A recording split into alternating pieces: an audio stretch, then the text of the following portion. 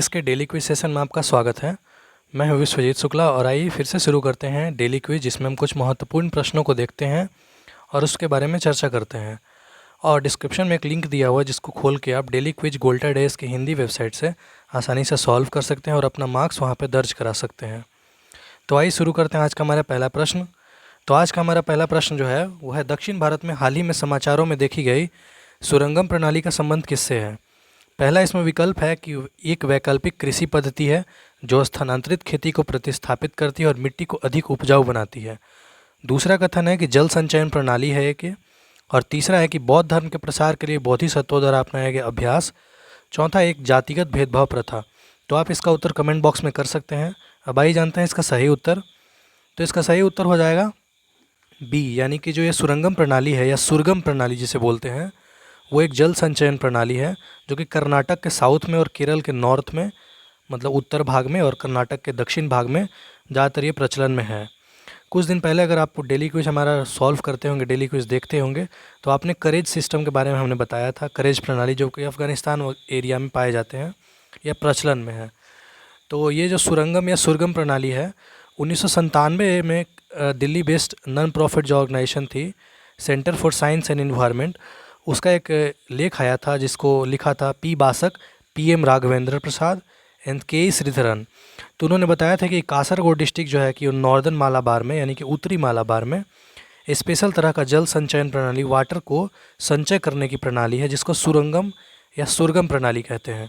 ये बेसिकली एक टनल की ओर होता है, एक बड़ा सा टनल होता है और उसके लास्ट एंड पे एक गड्ढा होता है जिसमें पानी जो है वो बाहर से बह बह के और वहाँ पे संचय की जाती है। यह हालांकि मेसोपोटामिया और बेबीलोन सभ्यता में बहुत पहले ही यूज़ हुआ है, 724 BCE में यूज़ हो चुका है, वहाँ भी प्रचलन में था। अब आइए देखते हैं आज का दूसरा प्रश्न। सामाजिक सुरक्षा संहिता 2020 के संबंध में निम्नलिखित कथनों पर विचार करें। सामाजिक सुरक्षा संहिता 2020 गिग वर्कर्स के सुरक्षा के उपाय प्रदान करती है। इसी में दूसरा कथन है कि असंगठित श्रमिकों के लिए ऐसी सामाजिक कल्याण की योजनाएं की निगरानी के लिए केंद्रीय मंत्री के अधीन राष्ट्रीय सामाजिक सुरक्षा बोर्ड की स्थापना की जाएगी। तीसरा कथन है कि संहिता के लाभ सेवाओं का लाभ उठाने के लिए आधार संख्या अनिवार्य कर दी गई है। इनमें से कौन सा कथन सही है? केवल 1 और 2, केवल 3, केवल 1, 1, 2 और 3, तीनों कथन सही है। तो इसका सही उत्तर हो जाएगा ऑप्शन डी, यानी कि तीनों कथन इसमें सही है। तो ये जो संहिता है वो गिग वर्कर्स, प्लेटफॉर्म वर्कर्स या असंगठित मजदूरों को सुरक्षा प्रदान करती है, जो कि ये सुरक्षा संहिता 20 में लागू हुई है, 2020 में। इसमें क्या है कि इसके जो अध्यक्ष होंगे union ministry of labour and employment, इसके अध्यक्ष होंगे, ठीक है। और इसी में तीसरा कथन ये है कि इसमें आधार कार्ड जो है वो मैंडेटरी कर दिया गया है, मतलब आधार कार्ड का नंबर जो है वो अनिवार्य है इसका लाभ उठाने के लिए, इसके सेवाओं का लाभ उठाने के लिए, ताकि यह गरीब से गरीब तबके तक पहुंच पाए। असंगठित मजदूर यानी कि जो निचले वर्ग के मजदूर होते हैं, जो ठेला लगाते हैं, जो छोटे छोटे कर्मचारी छोटे छोटे काम करते हैं, तो उनको अगर ये लाभ लेना है तो आधार कार्ड उनके लिए अनिवार्य है। अगला प्रश्न हम देखते हैं, गैर कानूनी गतिविधि रोकथाम अधिनियम के तहत व्यक्ति को आतंकवादी के रूप में नामित कौन करता है? पहला है कि सर्वोच्च न्यायालय के न्यायाधीश की अध्यक्षता वाली समिति, दूसरा गृह मंत्रालय, और तीसरा वित्त मंत्रित्व, चौथा प्रधानमंत्री की अध्यक्षता में समिति। हालांकि ये मैं कहूँ तो ये बहुत ही ईजी प्रश्न है, इसमें व्याख्या की भी ज़रूरत नहीं है।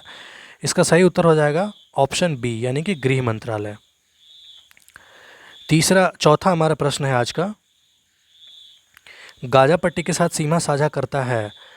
तो इसमें मिस्र है, इजराइल है, पश्चिम तट है यानी कि वेस्टर्न बैंक, और सीरिया है। इसमें सही कोड चुनना है आपको।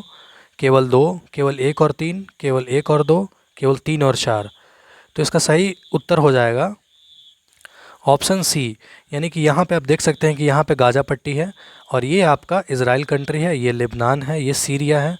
तो सीरिया किसी भी एंगल से इसको टच नहीं करती है, तो सीरिया गलत हो गया। यहाँ पे जॉर्डन भी टच नहीं करती है।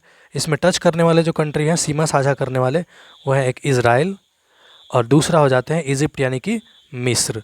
तो इसका सही उत्तर हो जाएगा इजिप्ट एंड इजराइल। अब देखते हैं अगला प्रश्न, भारत के उपसभापति के संबंध में निम्नलिखित कथनों पर विचार करें। ध्यान देना है कि उपसभापति के बारे में पूछ रहा है, यानी कि डिप्टी स्पीकर।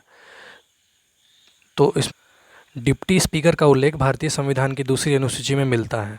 और यहाँ पे दूसरा कथन है कि उपाध्यक्ष को पद से हटाने का कोई संवैधानिक प्रावधान नहीं है। तो इसमें ऑप्शन है केवल 1, केवल दो, एक और दो दोनों, न तो एक नहीं दो।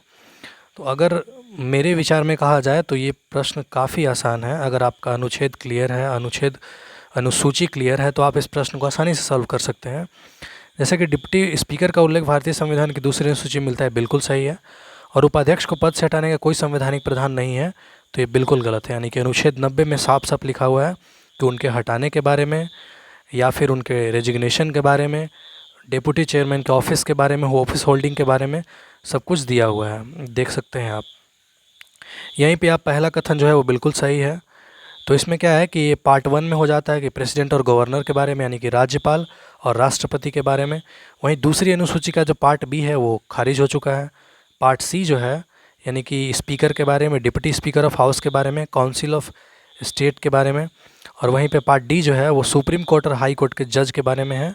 और पार्ट ई जो है वो CAG के बारे में दिया हुआ है। तो मुझे आशा है कि आपको ये क्विज़ पसंद आया होगा। अगर आपको आया है तो आप गोल्टेड AS के डेली क्विज़ को हिंदी वेबसाइट से खोल के सॉल्व कीजिए और चैनल को सब्सक्राइब ज़रूर कर लीजिए और बने रहिए हमारे साथ कल के अगले नए क्विज़ के साथ, कुछ नए प्रश्नों के साथ। तब तक के लिए धन्यवाद।